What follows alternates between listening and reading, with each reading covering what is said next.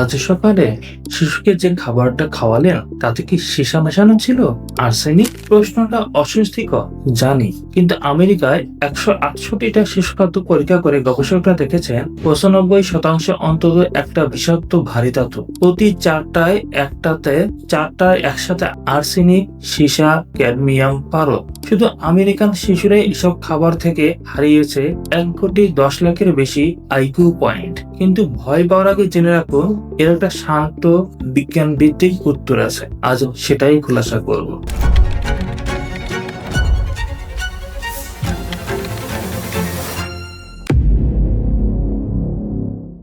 প্রথম বিষয়, সমস্যাটা কত বড়?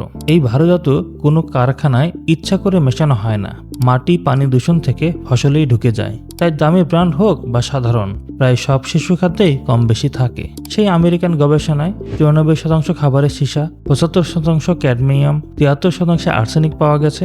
আর মার্কিন কংগ্রেসের তথ্য বলছে, অন্য পণ্যে যতটুকু নিরাপদ ধরা হয় তার তুলনায় শিশু খাদ্যে পারদ 5 গুণ, ক্যাডমিয়াম 69 গুণ, আর্সেনিক 91 গুণ আর সীসা 177 গুণ পর্যন্ত বেশি। এই ধাতুগুলো শক্তিশালী নিউরোটক্সিন। শিশুর ছোট্ট শরীরে ওজনের তুলনায় খাবার বেশি খায়, তাই একই মাত্রা তাদের অনেক বেশি ক্ষতি করে। বিকাশমান মস্তিষ্কে স্থায়ী ছাপ ফেলে। কিন্তু সব খাবার সমান নয়, একটা খাবারের ঝুঁকিটা সবচেয়ে বেশি।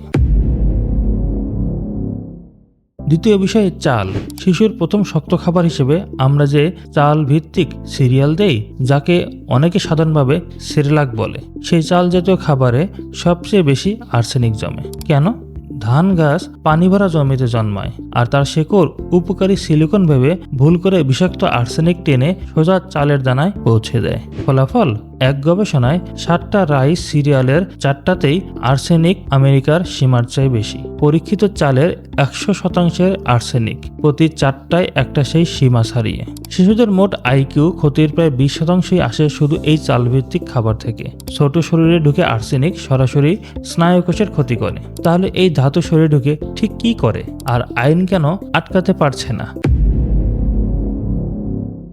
তৃতীয় বিষয়, এরা শরীরে কি করে? সীসা মস্তিষ্কে স্মৃতি আর শেখার রিসেপ্টর ব্লক করে দেয়। ক্যাডমিয়াম কিডনির কোষ নষ্ট করে, হাড় থেকে ক্যালসিয়াম বের করে দেয়। সবচেয়ে বিপজ্জনক, এরা একা কাজ করে না। পারদ থাকলে আর্সেনিক আর সীসার ক্ষতি কয়েক গুণ বাড়ে। WHO আর্সেনিক আর ক্যাডমিয়ামকে ক্যান্সার সৃষ্টিকারী বলে চিহ্নিত করেছে। অথচ এই রিপোর্টগুলোর আগ পর্যন্ত প্রায় 90% শিশু খাদ্যের জন্য কোনো আইনি সীমাই ছিল না। এখন আমেরিকার FDA দেরিতে সীমা বাঁধছে। ফল, সবজি, দইয়ে সীসা 10 ppb, শুকনো সিরিয়ালে 20। কিন্তু বিজ্ঞানীরা বলছেন FDA একটা একটা করে সীমা দিচ্ছে, অথচ শিশু সব ধাতু একসাথে খায়। এই সম্মিলিত ক্ষতিটাই নীতিতে ধরা পড়ছে না। আর সবচেয়ে জরুরি প্রশ্ন, বাংলাদেশে আমাদের শিশুরা কোথায় দাঁড়িয়ে?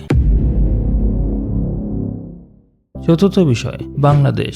আমাদের ভূগর্ভস্থ পানিতে আর্সেনিক তো পরিচিত সমস্যা, আর সেই পানিতে চাষ হয় আমাদের চাল। শুধু চাল নয়, সবজিতেও উঠে আসছে ভয়ের সংখ্যা।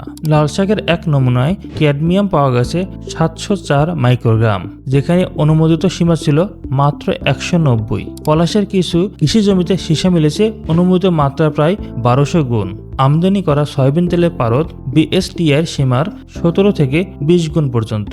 তবে সত্যি কথা হলো, বাংলাদেশে তৈরি নির্দিষ্ট শিশু খাদ্য নিয়ে এমন বড় পরীক্ষা এখনো হয়নি। এই ধাতুর জন্য শিশু খাদ্যে আলাদা কোনো নিরাপদ সীমাও নেই। তাহলে 4টা সত্যি, 1 বাটি শিশু খাদ্যে। এখন কি করবেন?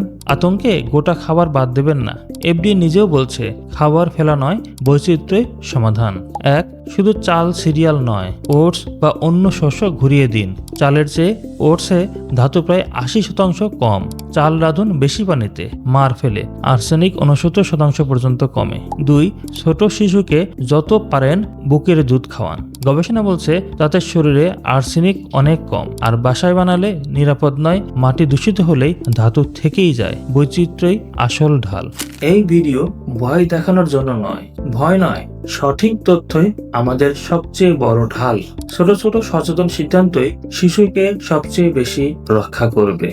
শিশুর খাবারেই যদি এত লুকানো ঝুঁকি থাকে, তাহলে যে দই আমরা স্বাস্থ্যকর ভেবে রোজ খাই, বগুড়ার দই, মিষ্টির দোকানের দই, তাতে কি মেশানো থাকে? পরের ভিডিওতে দইয়ে টেক্সটাইল রং আর কৃত্রিম ঘনকর উপাদান নিয়ে বলবো। ভালো থাকুন, সুস্থ থাকুন, নিরাপদ খাদ্য অভ্যাস গড়ে তুলুন।